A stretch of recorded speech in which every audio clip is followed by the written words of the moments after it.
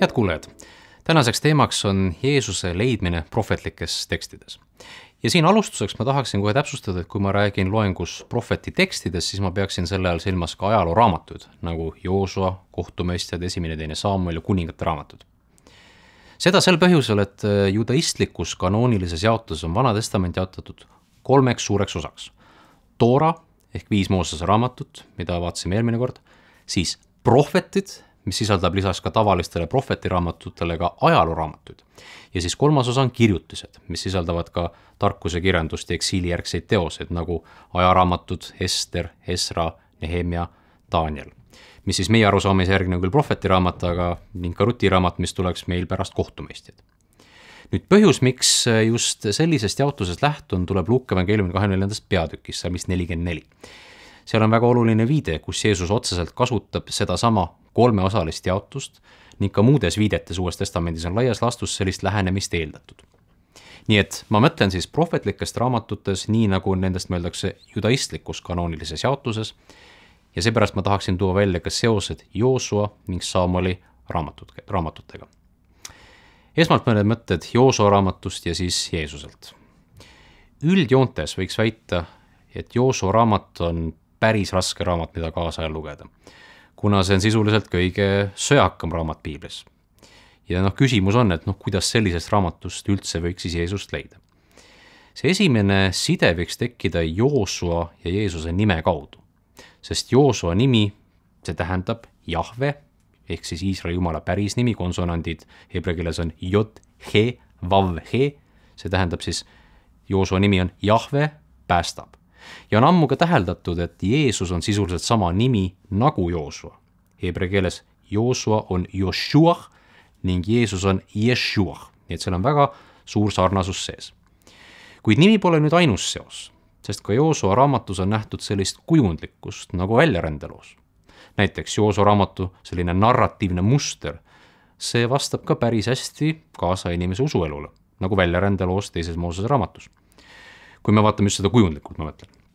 Nii nagu Joosua juhatas siis rahvast Kaananimaal, alistas siis seal rahvad, et Jumala rahvas sinna hingamesse viia, selliselt võiks öelda, juhatab Jeesus meid ka läbi elu, ta võitleb pattudega, et ka meie saaksime olla siis koos Jumala hingamises.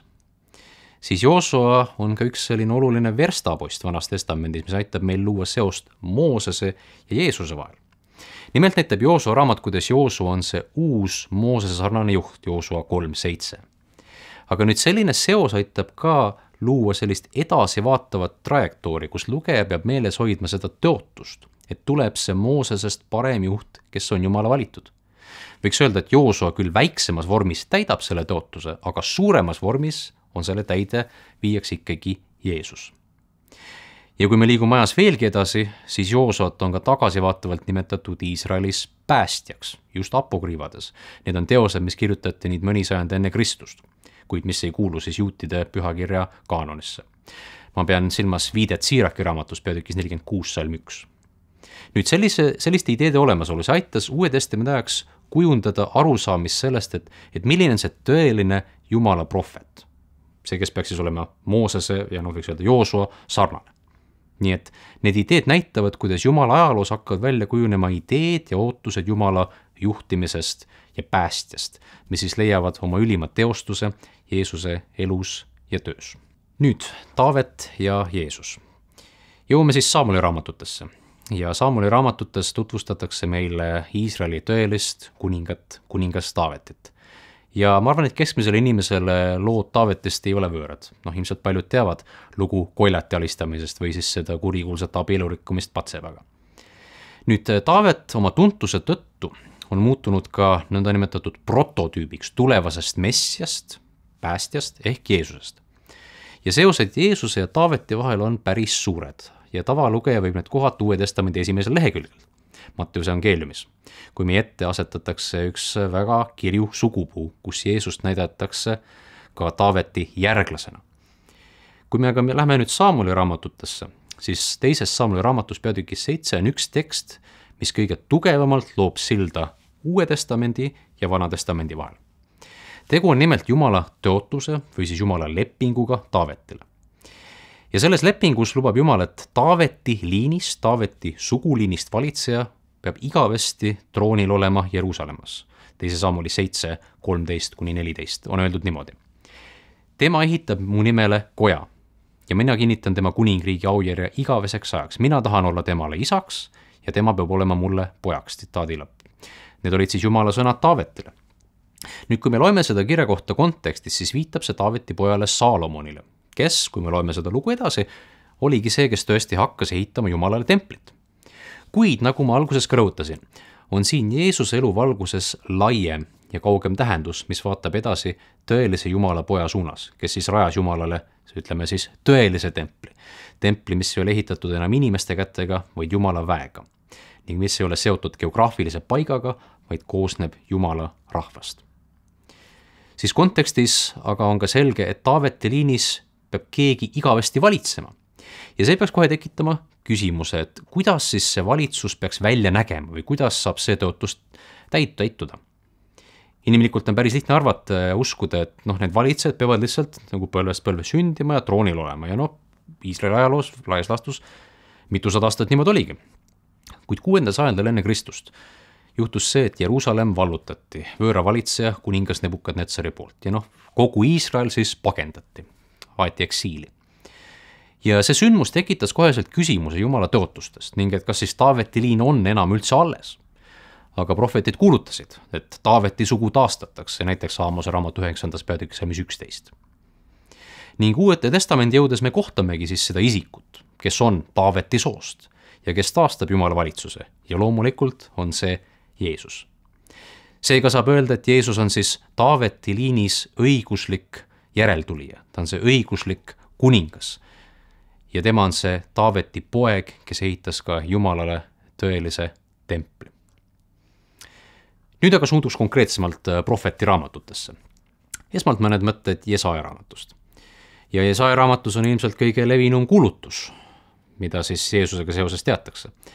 See on nimelt ettekuulutus neitsis sünni jaoks Jesaja raamatu 7. peatükis. Kuid ka siin on küsimus sellest, kuidas siis võiks mõelda Uue Testamendi kontekstis, eriti kui mõelda, et Jesaja raamatu 7. peatükk täitus oma vahetus ajaloolises kontekstis, kui see kuningas Ahasel anti Jumalalt 7. sajandil enne Kristust. Aga jällegi, nagu ma alguses väitsin, võib ka piiblitekstidel olla laiem edasivaatav tähendus, mis ei tee tühjaks seda algset. Ja ma näen, et Jesaja raamatu 7. peatükk on päris hea näide sellisest tekstist, mis täitus oma vahetus ajaloolises kontekstis, aga Jumala lunastusloo suures valguses see vaatab kaugemale. Ja Jeesuse elu valguses on selles tekstis tõesti näha laiemat edasivaatavat tähendust. Nüüd, see, et Jesaja raamatu 7. peatükk vaatab kaugemale, see ei ole pelgalt kristlaste või Uue Testamendi arvamus. Ka juutide mõtteloos peale siis Paabeli eksiili, Targumis, mis on siis arameakeelne Vana Testamendi kommentaar, on Jesaja raamatu 7. peatüki kuulutust just selliselt mõistetud, kaugele vaatavalt ja messiale suunatud. Seega kuulutab Jesaja raamatu 7. peatükk algselt, et Jumal annab kuningale tunnustaja. Sellest, et on üks noor naine, kes suure häda keskel jääb lapseootele ja ta toob ilmale lapse, kelle kaudu Jumal kinnitab, et ta hoolitseb oma rahva eest. Ja Jeesuse elu valguses on see palju laiema tähendusega ning see kinnitab, et Jumal hoolitseb oma rahva ja mitte lihtsalt oma rahva, vaid ta hoolitseb ka terve inimkonna eest. Nüüd Jesaja raamatu teine tuntud tekst, mis siis loob silda vana ja uue vahel, on 53. peatükk, tuntud laul kannatavast Jumala sulasest. Uues testamendis on sellele viidatud Jeesuse elu valgus näiteks Matteuse 8:17, Johannese 12:38, Luuka 22:37 ja Apostlite tegude raamatu 8. peatükk, salmid 32-33. Ja algselt tuleks küsida, kes või mis on see kannatav sulane Jesaja raamatus. Jällegi kontekstis on selge, et Jumala kannatav sulane on Iisrael, sest seda on öeldud seal raamatus eelnevates salmides, näiteks Jesaja 41:8, 44:1-2. Kui aga nüüd mõista, et Jeesus esindas siis oma eluga kollektiivselt või korporatiivselt Iisraeli, siis on ka aru saada, kuidas me saaksime seda seost 53. peatüki vahel luua. Teisalt on ka seos Jeesusega, kui me näeme, et Jesaja raamatu 53. peatüki muster jällegi vastab väga hästi Jeesuse elu mustrile. Jesaja 53 on kõneldud sellest, kuidas Jumala kannatav sulane on keegi, keda põlatakse, pekstakse, aga kelle kannatuse kaudu tuleb teistele rahu ja pääste. Ja just seda saavutaski Jeesus oma eluga, kui ta peksti, seda sõimati, hüljati, alguses oma jüngrite poolt ja pärast oli ta ristil ka Jumala poolt hüljatud. Aga see ohver on, mis tagab inimesele igavese elu. See ohver tagab igavese lootuse. Ja niimoodi liiguksimegi edasi Hesekieli raamatusse. Hesekiel on prohvet, kes kuulutas Jeruusalemma hävitamise ajal ning kes enne hävingut kuulutas kohut, aga pärast hävingut kuulutas lootust ja taastamist. Hesekieli raamatus on ka väga selged ja suurejoonelised ettekulutused Messiast ehk siis sellest tulevasest päästjast, keda juudid ootasid. Mõtlen Hesekieli raamatu 34. peatükki, millele on viidatud Uuendas testamendis Johannese evangeeliumi 10. peatükis. Ja seal on kasutatud kujundit karjastest ja lammastest. Hesekieli 34 kontekstis on need lambad siis laiali pillutatud Iisrael ja halvad juhid on siis karjased. Johannese 10 võtab Jeesus nüüd selle sama idee üle ja ta nimetab varisere halbadeks juhtideks. Ning laiali pillutatud Iisraeli on see lihtrahvas, nemad on need lambad. Oluline on aga tabada, et Hesekieli 34 nimetab Jumal ennast heaks karjaseks, kes kogub kokku oma rahva. Kuulutuse teises pooles toob ta ka välja oma sulase Taaveti, ehk see messiaanlik kuju, see päästja, kes peaks tulema, kes kogub kokku oma rahva ja on neile heaks karjaseks. Ja nüüd Uues testamendis Johannese evangeeliumi 10. peatükis nimetab Jeesus ennast heaks karjaseks. Ehk ta võtab enda peale Jumala rolli Hesekieli raamatu 34. peatükis. Seega täidab Jeesus kahekordselt selle kuulutuse. Ta on hea karjane, nii nagu on öeldud peatükis 34, ja ta on ka Jumala sulane Taavet, kes on oma rahvale õiglaseks karjaseks. Siit suunduks nüüd väiksemate prohvetite tekstidesse, kus ma siis püüan lühidalt välja tuua mõned üksikud kuulutused, mis viitavad Jeesusele. Ma näitan mõnda kohta Joona, Habakuki, Hoosea ja Miika raamatutest. Esmalt siis mõned mõtted Joona raamatust. Joona raamatus on üks oluline seos teises peatükis, seal selle palvega kala ehk merekoletise kõhust ja sellele viitas ju Jeesus oma ristisurma kontekstis Matteuse 12:40. Ja nii nagu Joona oli surnud 3 päeva ja ööd, nii pidi ka Jeesus olema surnud 3 päeva ja ööd. Ja ma rõhutan, et Joonal on mõte näidata, et Joona tõesti oli surnud, sest seal palves on öeldud, et ta palvetab Sheolist ehk siis surmavallast. Siis ta mainib seal palves ka sügavikku, heebrea tehom ehk seda ürgset loomiseelset pimedust, mis viib ka mõtted surma peale. Ning ta mainib palves ka hauda ja kuidas maa oli oma trellidega tema taga. Siis teine seos on nüüd palju üldisem, aga see on ka äärmiselt oluline printsiip. Nimelt Joona raamatus rõhutatakse, kuidas Jumal hoolib ja tahab armu anda kõikidele. Kaasa arvatud loomadele, on seal Joona raamatus öeldud. Ja see ühtib hästi Uue Testamendi tugeva rõhuasetusega, kus siis evangeeliumi armusõnum on universaalne, ehk see on mõeldud kogu inimkonnale. Ja see näitab, nii nagu ka Joona raamatus, et Jumala arm on tõesti kättesaadav kõikidele, kui meeleparanduses tema poole pöörduda. Siis Habakuki raamat. Habakuki raamatu 3. peatükis tuleb hästi esile motiiv Jumalast kui sõdalasest, kes inimese ees võitleb. See saab loomulikult rakendatud Jeesuse peale, kus Jeesus on siis see, kes võitleb meie eest ja ta mõistab ka kohut. Viiteks on Matteuse evangeeliumi 25. peatükk. Hoose raamat on huvitav, sest ta ei loo nüüd nii väga uut seost, vaid ta võtab teise Moose raamatu väljarände idee ning kinnitab seda mustrit ja loob sellest edasivaatava kuulutuse, kus siis viimasel päeval ehk eskatoloogilises tulevikus toimub Iisraelile uus väljaränne Egiptusest. Ja selle täidab just Jeesus, kes tuli Matteuse evangeeliumi autori kohaselt välja Egiptusest, kui ta oli noor. Ning edasi täitis Jeesus ka oma elu mustriga väljarände motiivi, aga sellest ma olen juba varem rääkinud. Ja viimaks mõni sõna Miika raamatu kohta siin. Miika 5:1.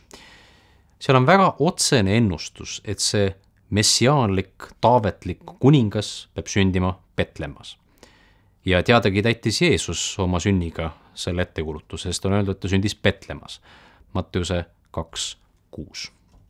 Nii et kui me võtame kõik need prohvetlikud tekstid, ajalooraamatud kaasa arvatud, siis me näeme jällegi, kuidas seal hakkavad erinevad ideed välja kerkima. Mõned täituvad oma vahetuskontekstis, kuid Jumala lunastusloo suuremas valguses kujuneb arusaam laiemast edasivaatavast tähendusest ja see kõik näitab lõpuks Uue Testamendi Jeesuse poole. Ja Jeesuse elu valguses me saame näha, kuidas mitmed lahtised otsad saavad ka prohvetite tekstides oma ilusa lahenduse.